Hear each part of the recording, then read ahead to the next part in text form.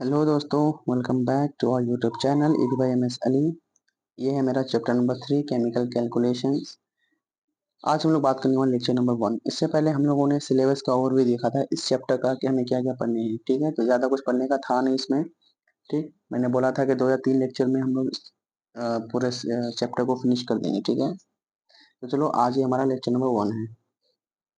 यहाँ पे मैं is equal to M C square है ये नहीं लिखा था, इसी वजह से मैंने जो है यहाँ पे इस चीज को पॉइंट आउट कर दिया है कि यहाँ पे ई क्या होता है, एम क्या होता है और सी क्या होता है। ठीक है, तो चलो केमिकल इक्वेशन किसको बोलते हैं। तो फर्स्ट ऑफ ऑल, इक्वेशन से आप क्या समझते हैं। इक्वेशन का मतलब होता है क्या, किसी भी चीज को इक्वेट करना। फॉर एग्जाम्पल, मैं ऐसे लिख सकता हूँ ना कि 5 metre is equal to 500 centimetre. ठीक, तो ये क्या हो गया, ये तो इक्वल हुआ ना।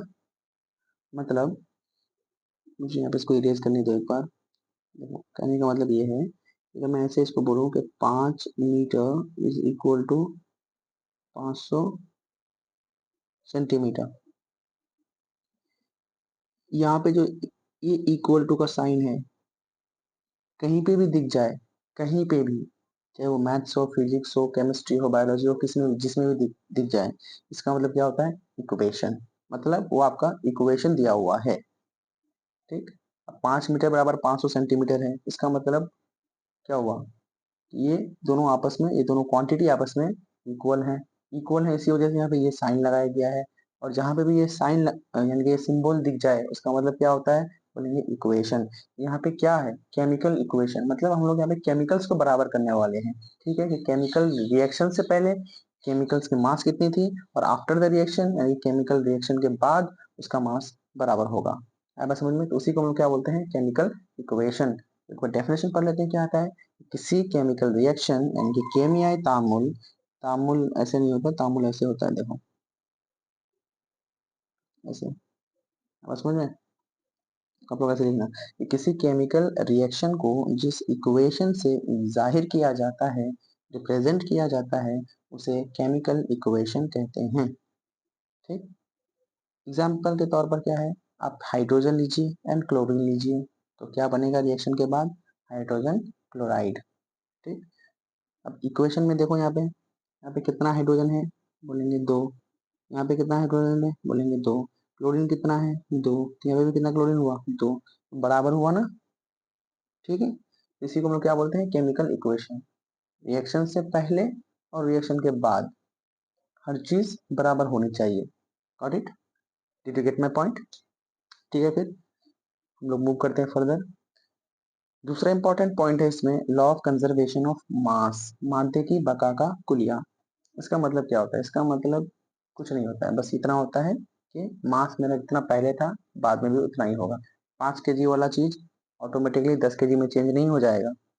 ठीक है, यहाँ पे वही चीज दिखा हुआ है कि किसी केमिकल रिएक्शन के दौरान माध्य की मजबूरी मिकदार हमेशा कांस्टेंट रहती है। मतलब 5 kg अगर था तो 5 kg ही रहेगा, किसी केमिकल रिएक्शन के बाद भी और पहले भी। ये था मेरा क्या, कंजर्वेशन ऑफ मास। मतलब मास कभी भी आपका बदलेगा नहीं।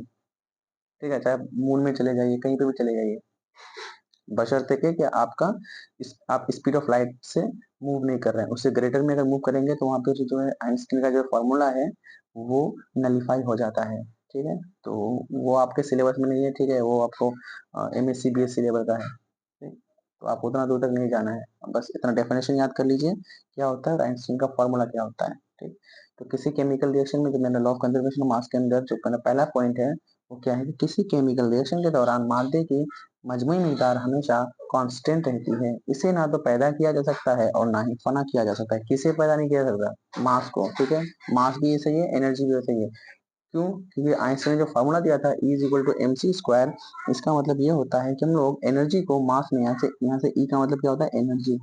ठीक, मीन्स एनर्जी, और M का मतलब होता है क्या, मास। मास और C का मतलब क्या होता है, स्पीड ऑफ लाइट, रोशनी की रफ्तार। ठीक है, तो इसका वैल्यू कितना होता है, 3 × 10⁻⁸ मीटर पर सेकंड। यहाँ पे ये 8 है। ठीक है, 8। ठीक, ये बोला था कि मास को ना ही हम लोग पैदा कर सकते हैं और ना ही फना कर सकते हैं। ठीक है, तो मास इज इक्विवेलेंट टू क्या है, एनर्जी तो है। देखो, एम को मैं ई में चेंज कर पा रहा हूँ और ई को एम में चेंज कर पा रहा हूँ, मतलब मास है तो एनर्जी है। Got it? तो आइंस्टाइन का ये फॉर्मूला था। तो इसीलिए जो law of conservation of mass है और law of conservation of energy है वो सेम ही रहेगा। इसका मतलब ये होगा कि एनर्जी को हम लोग ना ही पैदा कर सकते हैं और ना ही फना कर सकते हैं। आएगा समझ में? ठीक उसी तरह से मास को हम लोग ना ही पैदा कर सकते हैं और ना ही फना कर सकते हैं। ठीक है, तो ये जो फॉर्मूला है आइंस्टीन फॉर्मूला, ये बहुत बहुत इंपॉर्टेंट बन जाता है, ठीक है, आपके एग्जाम पर्सपेक्टिव से। तो आप इसको याद कर लीजिए, E is equal to M C square, where E is energy, M is mass and C is speed of light, जिसका वैल्यू कितना होता है 3 इंटू 10⁸ गॉट इट? चलो फिर इसको इरेज कर लेते हैं, बहुत ज्यादा होच पोच हो गया। ठीक है, चलो फिर नेक्स्ट स्लाइड में मूव करते हैं। नेक्स्ट स्लाइड में अपना क्या है? नेक्स्ट स्लाइड में क्या, limitation of law of conservation of mass, मतलब आपने जो मादे की बका का कोलिया पढ़ा, इसमें क्या खामियां हैं? खामियां कुछ नहीं, खामियां बस ये है कि आप समझ लीजिए कि आपने पहले 5 kg दिया कुछ भी, ठीक है, 5 kg, मैं 5 kg बेस मान के चल रहा हूँ, ठीक है, समझने में आसानी होगी। 5 kg आपने कुछ भी दिया, ठीक है, और आपको क्या मिल रहा है रिएक्शन के बाद? 4.5 kg। तो बोलेंगे सर ये तो लॉचा हो गया, कंजर्वेशन ऑफ मास कहाँ फॉलो हुआ? क्योंकि मास तो बराबर होना चाहिए रिएक्शन से पहले रिएक्शन के बाद। हाँ, तो ये तो लिमिटेशन है, इसी वजह से इसको हम लोग खामी बोलते हैं। तो कुछ कुछ चीजें क्या होती है, वो रेडिएशन के शक्ल में खारिज हो जाती है, रोशनी के फॉर्म में निकल जाती हैं, ठीक है। तो वहां पे अगर आप चेक करिएगा कि रिएक्शन से पहले और रिएक्शन के बाद का मास बराबर नहीं होता, ठीक है, ये क्या हो गया, खामी हो गया। तो इसी वजह से पॉइंट क्या लिखा हुआ है कि कुछ केमिकल रिएक्शन में रेडिएशन खारिज होती है, इस रिएक्शन में पैदा होने वाले मादों की वजन रिएक्शन में हिस्सा लेने वाले मादों के वजन से कम होता है। ठीक, जो भी चीज पैदा होगा लास्ट में उसका मास कम ही होगा, क्यों? क्योंकि कुछ मेरा जो है रेडिएशन के फॉर्म में निकल गया है, ठीक है, रेडिएट हो गया है कुछ, ठीक है। दूसरा इसमें जो इम्पोर्टेंट चीज बन जाता है क्या, मॉलिक्यूलर वेट। तो मॉलिक्यूलर वेट अभी आपको इतने अच्छे से क्लियर नहीं होगा, हम लोग आने वाले लेक्चर में जब वेट टू वेट रिलेशनशिप देखेंगे तो वहां पे मैं मॉलिक्यूलर वेट को कैसे निकाला जाता है वो चीज डिस्कस करूंगा, ठीक है। अभी के लिए आप इसका डेफिनेशन याद कर लीजिए, कभी कभी पूछ देता है कि मॉलिक्यूलर वेट को डिफाइन करो, तो आपको ये लिखना है क्या, ये किसी माध्य का एक मॉलिक्यूल का वजन कार्बन के एक एटम के वजन का 1/12वां हिस्सा होता है। That is molecular weight is equal to one molecule का वजन डिवाइडेड बाय कार्बन के एक एटम के 1/12वां हिस्सा का वजन। ठीक है, दैट्स इट। आपको इतना ही पढ़ना है इस लेक्चर में आज, ठीक है, और 2 लेक्चर होगा, ठीक है, बहुत ही छोटा छोटा लेक्चर होगा इसी तरह से, ठीक है, फिर हम लोग इस चैप्टर को भी फिनिश कर देंगे, ठीक है। 3 से 4 नंबर का है ये चैप्टर, तो यहाँ पे भी आपको लापरवाही नहीं करनी है, इसको टोटली इग्नोर नहीं करना है, ठीक है, क्योंकि अगर आपको अच्छे स्कोर अगर करने होंगे तो आपको कुछ एक्स्ट्रा एफर्ट डालनी पड़ेगी, ठीक है। और यही चीज है क्या, एक्स्ट्रा एफर्ट। सब कोई क्या, बड़े बड़े जो चैप्टर्स हैं जैसे कि आपका लाइट हो गया, उसके बाद करंट इलेक्ट्रिसिटी हो गया, ये सब सब कोई करेगा, सब कोई करेगा, ठीक है, क्योंकि वो सबको पता है कि यहाँ से मेरा वेटेज ज्यादा है, ठीक।